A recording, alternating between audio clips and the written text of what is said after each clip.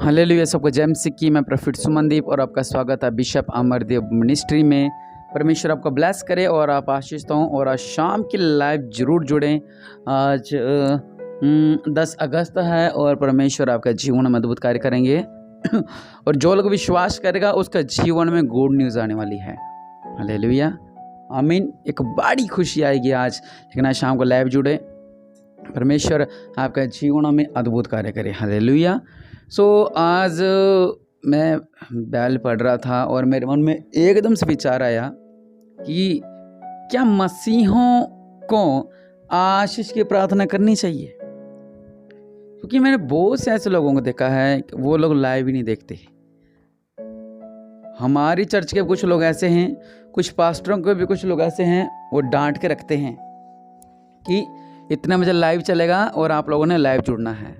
और हम लोग कहते हैं चलो कोई बात नहीं, जो देख रहा है ठीक है, जो नहीं देख रहा है तो भी ठीक है। लेकिन लोग धमका के रखते हैं पास्टर लोग कि शाम को 8 बजे लाइव आप देख रहे हो कि नहीं देख रहे हो, मैं पूछूंगा। लेकिन क्या मसीहों को आशीष की प्रार्थना करनी चाहिए कि नहीं करनी चाहिए? अब देखिए, आशीष कहाँ से आती है? आशीष आती है स्वर्ग से। हालेलुया। आशीष मिलती है स्वर्ग से। अगर आप स्वर्ग के साथ जुड़े हुए हैं, अगर आप परमेश्वर के साथ जुड़े हुए हैं तो आपको आशीष मिलेगी। अगर आप परमेश्वर के साथ नहीं जुड़े हुए हैं तो आपको आशीष नहीं मिलेगी। अगर आप अपने पास्टर के साथ नहीं जुड़े हैं तो आपको आशीष नहीं मिलेगी। हालेलुया। सबसे बड़ी बात, जो मसीही लोग हैं वो क्या करते हैं? मैंने बहुत से मसीही लोगों को ऐसे देखा है, वो जब एक गांव में प्रार्थना होती है, वहाँ पे मान लो आज मैं जा रहा हूँ प्रार्थना करने के लिए, वो मसीह वहाँ पे सिर्फ ये देखने के लिए आ रहे हैं कि कौन सा पास्टर वहाँ पे आ रहा है। दूसरी बात, वो क्या सुना रहा है। तीसरी बात, उसका स्टाइल क्या है। चौथी बात, उसका पहनावा क्या है। उनको इससे कोई मतलब नहीं है कि हम आशीष ले जाएंगे, हम बरकत ले जाएंगे। वहाँ पर बूंदी भुजिया खाते हैं और अपने घर के ओर चलते हैं। वो सिर्फ इन तक को चाहती है। वो इसलिए उनको ये होता है कि हम तो मसीही हैं, इस पास्टर से ज़्यादा नॉलेज तो हमको है, इस पास्टर से ज़्यादा प्रार्थना तो मैं करता हूँ, इन पास्टर से ज़्यादा अभिषेक तो मेरे अंदर है। कुछ लोग ऐसे तोलते हैं पास्टर लोगों को। इसलिए मैं आप लोगों से कहना चाहता हूं कि मसीहों को आशीष की प्रार्थना करनी चाहिए। क्यों? इसकी भी वजह है। मैंने बहुत से ऐसे मसीह लोगों को देखा जो वहीं को वहीं खड़े हुए हैं। अभी मेरी आंखों में है वो गिनती मुझे उनकी, कि वो अभी के वहीं के वहीं खड़े हुए हैं। क्यों खड़े हैं वो? क्योंकि उनको ये है कि मैंने बपतिस्मा ले लिया, मैंने पवित्र आत्मा पा ली और मैं संडे चर्च जाता हूँ, मेरे लिए इतना बहुत है। लेकिन वो ये जो जरूरी बात है उनको भूल गया वो, कि हमें स्टेप बाय स्टेप आगे बढ़ना है।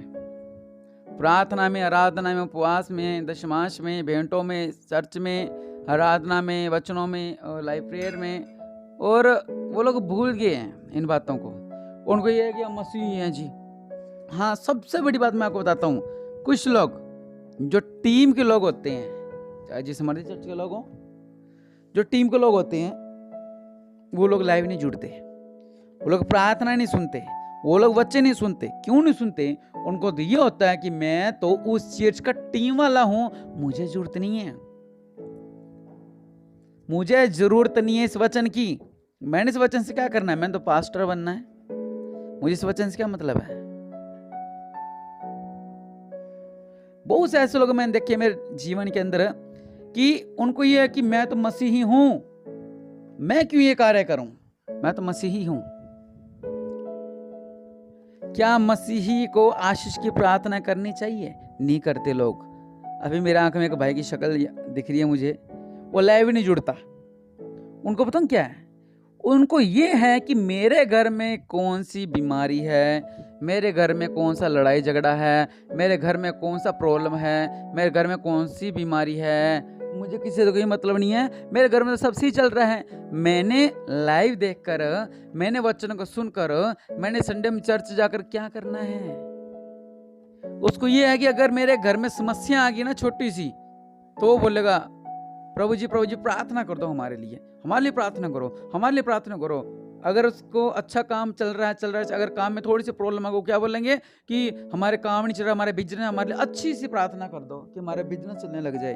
लेकिन जब तक चल रहा है तब तक उनको ना तो प्रार्थना की जरूरत है, ना पास्टर जी के साथ की जरूरत है, ना बाइबल के वचनों की जरूरत है, ना आराधना की जरूरत है, ना संडे आने की जरूरत है। उनको ये है कि हम तो मसीही हैं, हम तो 15 साल से मसीही हैं, हम तो 20 साल से मसीह हैं। हमने तो इतने चर्चों में जाकर देख लिया है कि हमसे बड़ा कोई है ही नहीं है, पास्टर जी को तो कुछ पता ही नहीं है। ये मसीही लोगों की सोच है आजकल के मसीही लोग जो हैं वो वचनों को काटने लग गए हैं। अगर पास्टर जी के वचन सुना रहा है, उस वचनों को काटेंगे। वहां पर पास्टर जी वहां पे तो ऐसा लिखा हुआ था और ऐसे कैसे है, लेकिन आपकी सोच से बढ़कर उस पास्टर जी की सोच है कि उनको ध्यान है कि उनको क्या भोजन देना है। अगर आप घर में हलवाई लगाते हो, अगर आप उसको बोलोगे ना, भाई साहब क्या आपने इसमें ये मसाला डाल दिया, भाई साहब आपने इसमें ये मसाला डाल दिया, वो आपको वहीं का छोड़कर भाग जाएगा, बोल भाई तू ही बना ले खाना, तू ही बना ले, मैं क्यों खाना बनाऊं, तू मुझसे ज्यादा बड़ा ज्ञानी है। तो आजकल के लोग मसीही लोग पास्टर जी को समझाते हैं, पास्टर जी ये आपने गलत कह दिया, यहाँ पे ऐसा तो नहीं था। अरे वो तो आपको उस लाइन पे लाना चाहते हैं कि जो आपको भोजन चाहिए वो भोजन आपको दे सकें। हालेलुया। हम लोग अपनी अड़ी में रहते हैं, हम लोग अपने सिस्टम में रहते हैं, गलत है ये। बहुत से मसीह लोग ऐसे हैं जो प्रार्थना नहीं सुनते। मैं कहता हूं कि मेरी सुबह की प्रार्थना नहीं सुनते कुछ लोग, मुझे शर्म नहीं ये बात कहने में। ना हमारी लाइव देखते हैं वो लोग। क्यों नहीं देखते वो, आपको पता है?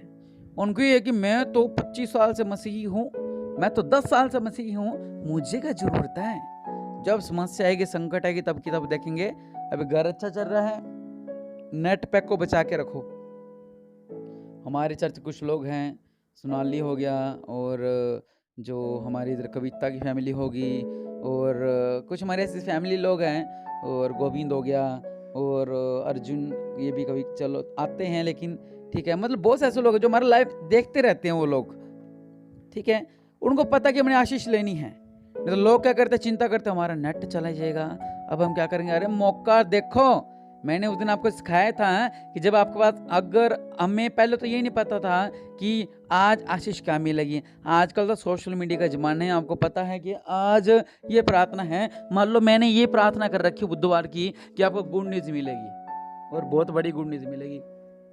लेकिन क्या है इसका मतलब, क्या है गुड न्यूज अगर आपको मिलेगी तो हम लोग क्या कर रहे हैं, आपने पूरा विश्वास करना है कि हाँ मुझे गुड न्यूज मिलने जा रही है। हालेलुया। हमें विश्वास होना चाहिए कि हमें गुड न्यूज मिलने जा रही है। हालेलुया। अगर हमें विश्वास नहीं है हम व्यर्थ हैं। हालेलुया। अगर हमें विश्वास ही नहीं कि हमें गुड न्यूज मिलेगी कि नहीं मिलेगी, मिलेगा कि नहीं मिलेगी, तो आप गलत हो।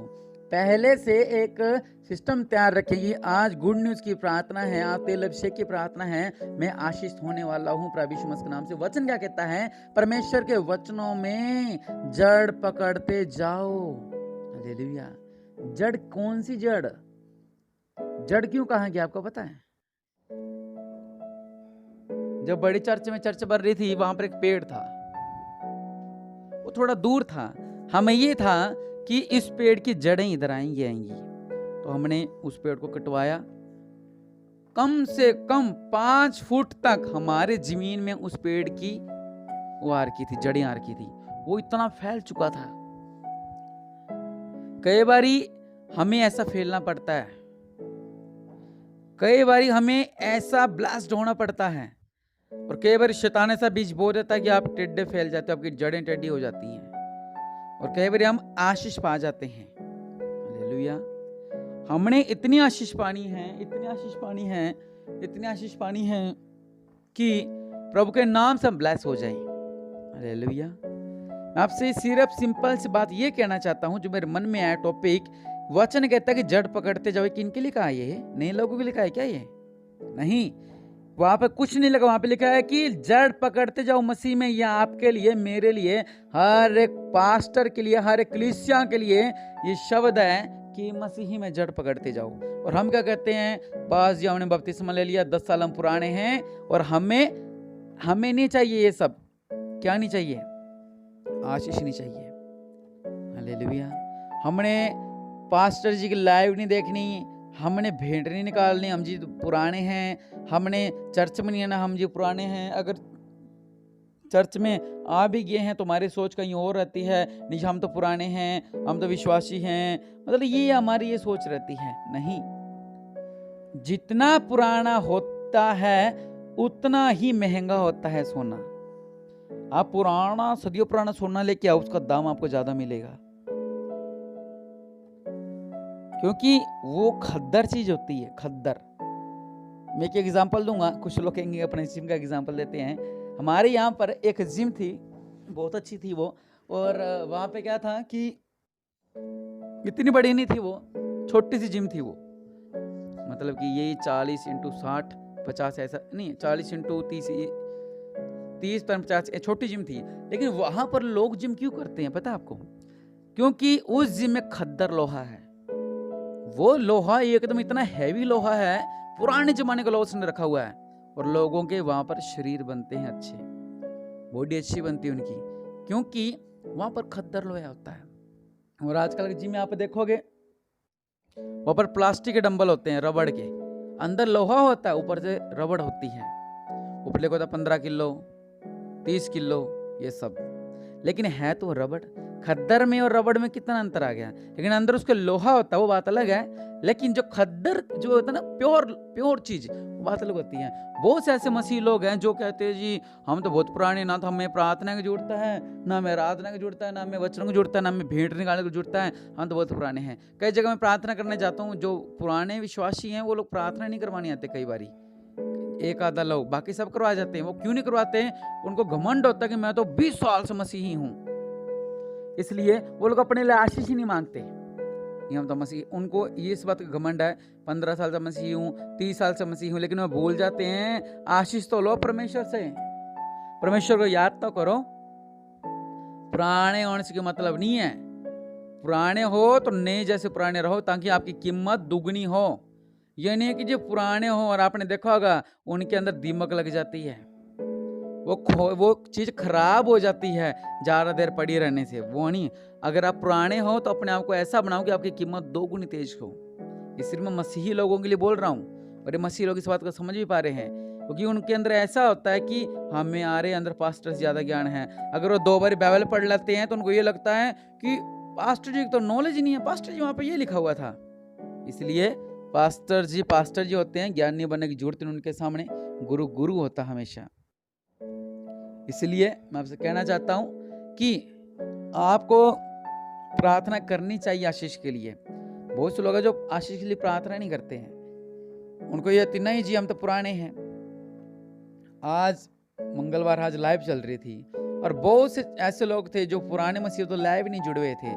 हम प्रार्थना कर रहे थे प्रभु के नाम से, आप ये चाबी जो हमने तेल अभिषेक किया है, ये चाबी आपकी ब्लास होने जा रही है, आपका धन ब्लास होने जा रहा है। ये हम आशीष किसके लिए बांट रहे हैं?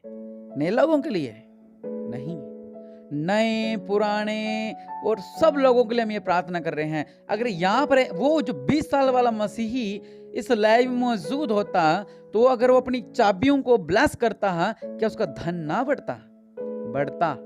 उसमें सिर्फ ये घमंड है उन लोगों में कि हम तो 20 साल पुराने मसीह हैं, हमें क्या जरूरत है लाइव जुड़ने की, हमें क्या जरूरत है चर्च जाने की, हमें क्या जरूरत है वचनों को पढ़ने की, हम तो पुराने हैं। अबे पुराने ऐसे बनो कि आपकी नींवें मजबूत होने पाए, स्ट्रांग हो जाओ।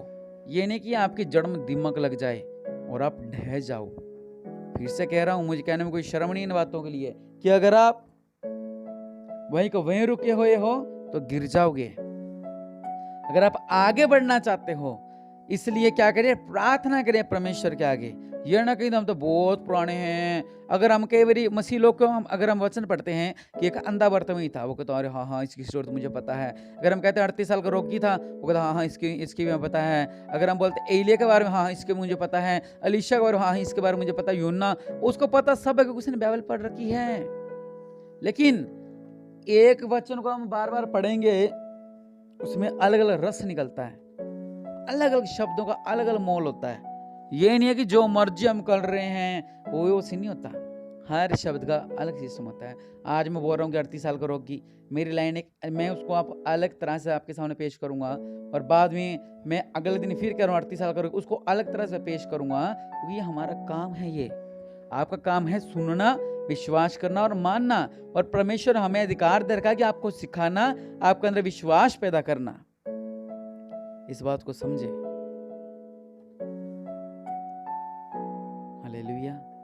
मैं फिर से कहना चाहता हूँ, मसीहों से मेरी एक निवेदन है कि अब चाहे जितने मर्जी मसीह पुराने हो, अपने लिए आशीष को मांगे। आशीष को ये नहीं कि घुटने टेकर प्रभु जी बरकत दो बरकत दो बरकत दो। अपने लाइफ भी जुड़े, बैल भी पढ़ें, भवन में भी आए।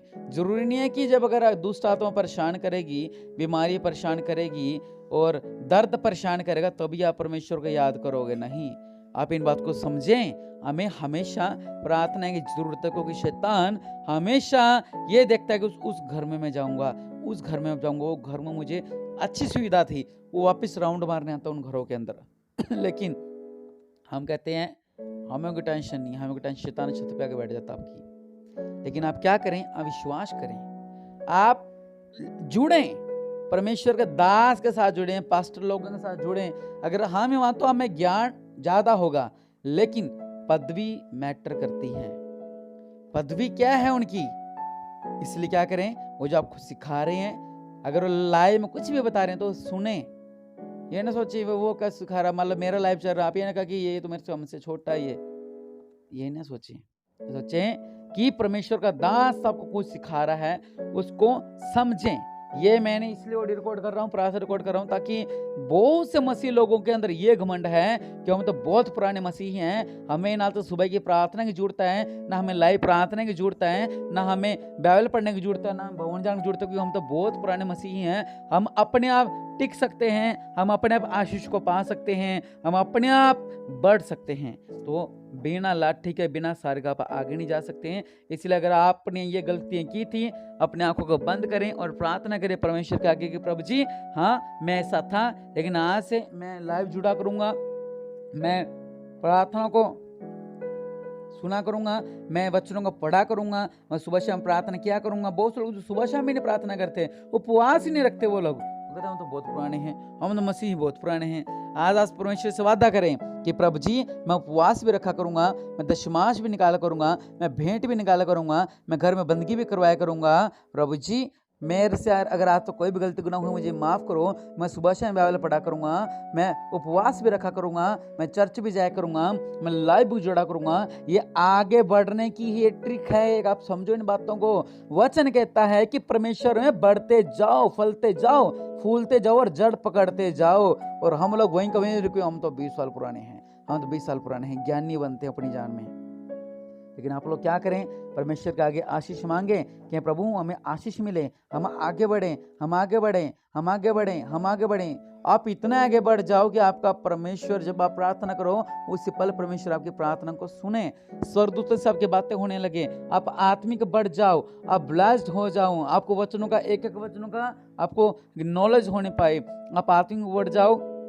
उपवास रखो, घर में बंदगियां कराओ, उत्तम भेंट निकालो, उत्तम दशमांश निकालो और लोगों को वचन बताओ। ये सब चीजें करें, ये भलाई उत्पन्न करती है। ये नहीं है कि आप अपने घमंड में एटीट्यूड में चल रहे हो कि हम तो मसीही बहुत पुराने हैं। आज परमेश्वर से कहें, और मैं आपके लिए प्रार्थना करता हूँ, फिर मैं समाप्त करता हूँ। मेरे पिता, राजों का राजा, प्रभु अगर आज तक इनसे कोई भी गलती गुनाह हुए हैं तो मेरे पिता इन्हें माफ़ करो मेरे पिता, और ये लोग ब्लेस होने पाए मेरे पिता, ये लोग आशीष होने पाए मेरे पिता। आज मैंने सब मसीहियों के लिए प्रार्थना कर रहा हूँ, जो ये मसीह प्रार्थना सुन रहा है, ये जो अपने घमंड में रहते हैं, जो अपने ये सोचते हैं कि हमसे बढ़कर कोई नहीं है मेरे पिता, इन्हें समझ बुद्धि ज्ञान मिले मेरे पिता। अगर आज तक किसी ने गलती की तो उससे माफ़ करो मेरे पिता, और मेरे पिता ये आपकी वचनों में, आपकी प्रार्थना में, आपकी आराधना में बढ़ते रहे मेरे पिता, आपके भेंटों में, आपके दशमांशों में और आपके मंटों में बढ़ते रहे मेरे पिता परमेश्वर प्रभु। आपके वचनों में बढ़ते रहें, आपकी संडे की ब्लेसिंग में बढ़ते रहें, लाइव में बढ़ते रहें और गहरे गहरे ने भेद मिलने पाए मेरे पिता वचनों के मेरे पिता। आपके आत्मा के फल में, आपके आत्मा के वरदान में मेरे पिता बढ़ते जाए मेरे पिता और ये ब्लास हो जाए मेरे पिता। इनका जीवन में अद्भुत कार्य करो। ये लोग ब्लेस ब्लेस ब्लेस ब्लेस, ये लोग ब्लेस हों, ये लोग आशीष हों प्रभु यीशु मसीह के नाम से। प्रभु इन्हें ब्लेस करो, अगर आज तक उनसे कोई भी गलती गुनाह हुआ है इन्हें माफ करो और आशीष दो प्रभु यीशु मसीह के नाम से, आमीन। मैं उम्मीद करता हूँ कि जो मैं आपको समझाना चाह रहा था आप समझ गए होंगे, क्योंकि मैंने आज बहुत से ऐसे मसीह लोगों को देखा कि जो लोग वो अपने घमंड में रहते हैं। इसलिए आप लोग क्या करें, अपने लिए आशीष को मांगें और आशीष तभी आएगी अगर आप पास्टर जी को फॉलो करोगे, वचनों को फॉलो करोगे, प्रभु यीशु मसीह को फॉलो करोगे। प्रभु आपको ब्लेस करे और आप आशीष दो प्रभु यीशु मसीह के नाम से, आमीन।